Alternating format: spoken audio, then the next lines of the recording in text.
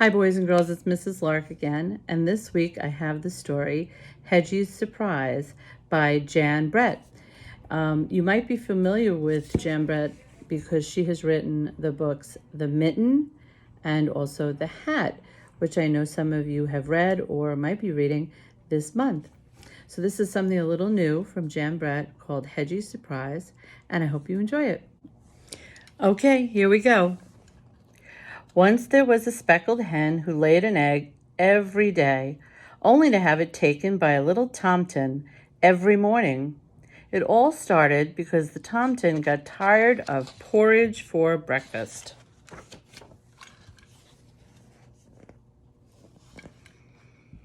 Each morning the rooster crowed as the sun came up, and Henny knew the tomtin was on his way. So did the little hedgehog who lived nearby.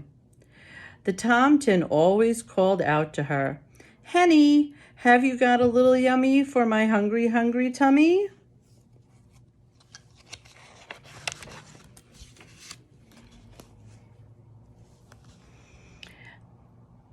The tomtin climbed into the henhouse, took Henny's warm, smooth egg, and ran off to cook it in his little kettle, sprinkle it with salt, and gobble it down.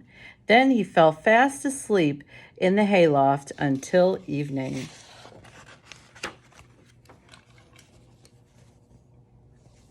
Henny didn't like the tomtin taking her eggs, but she put up with it until one morning when she saw Goosey sail forth, smiling and bowing, with a stream of piping goslings following her.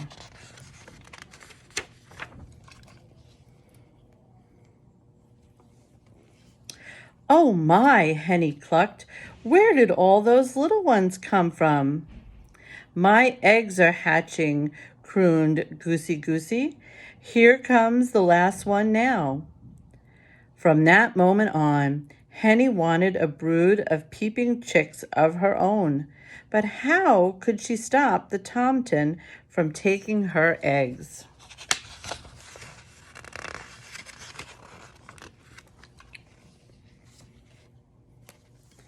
The next morning, when the tomtin poked his head in, Henny tried. She clucked loudly and pecked. She flew at him, but nothing stopped that hungry tomtin from taking her egg again.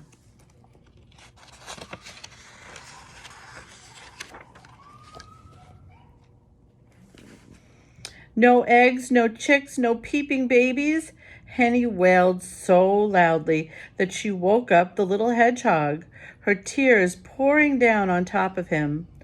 Puffa, stick," Hedgie went as he crawled out to talk to her. "Poor Henny, I've been watching the tomtin take your eggs. I'll help you trick him into stopping." The next morning, when the rooster crowed, there was tomtin.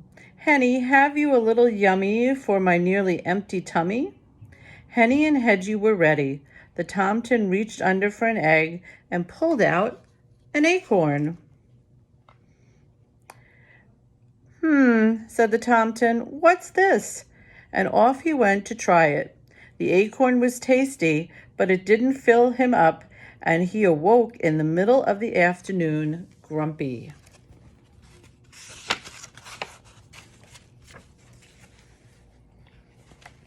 The next time the tomtin arrived looking for an egg, he found a bright red strawberry. It looked bigger than the acorn, so he ran off to cook it. The strawberry was jammy and sweet, but it only filled up the tomtin a little more than the acorn had, and he woke up early.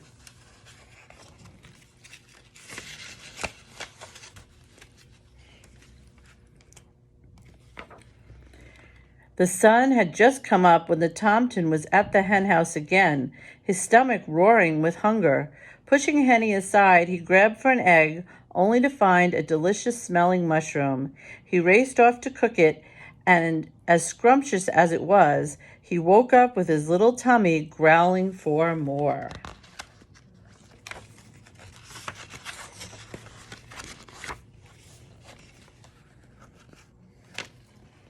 Cock-a-doodle! The tomtit rushed in even before the rooster finished crowing.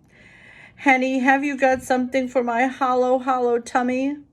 This time he found a smooth, round potato, even bigger than an egg. He cooked it up quickly, swallowed it down, and went back to his hayloft. He woke up at sunset only half full. The tomtit had had enough. Henny, he shouted, tomorrow I want an egg for breakfast and nothing else. If I don't find one, I'll eat you up instead.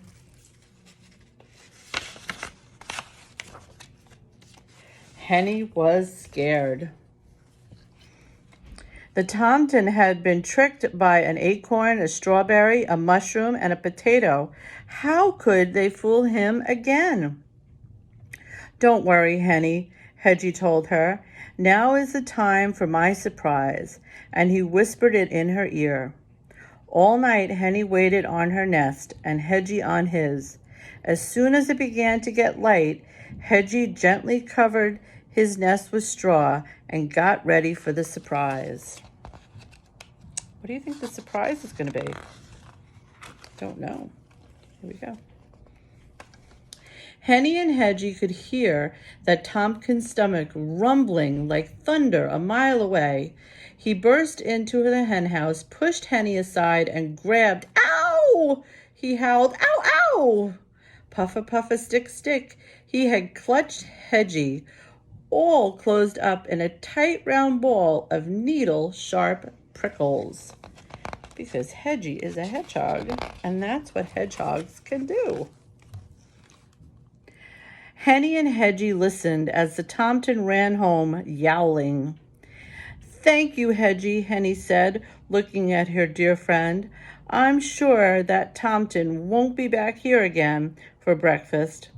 But what I can't figure out is, where have you hidden my eggs?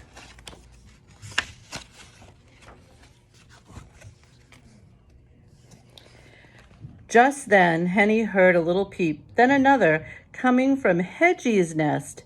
She looked over and saw the straw begin to move. 5 baby chicks peeked out of their shells and fluffed up their down. As Henny settled down with her babies nestled around her, the tomtin's mother was in the hayloft making breakfast for her hungry tomtit. Hedgie, Hedgie, Hedgie. You are full of surprises, Henny cried, as she led her baby chicks out into the sunshine. But the little tomtit didn't hear a word. He was sound asleep, his tummy full of tasty porridge. Boys and girls, I'd love to know what you think about the story and about the tricks that Hedgie and Henny played on the tomtit. All right, everyone, have a great day.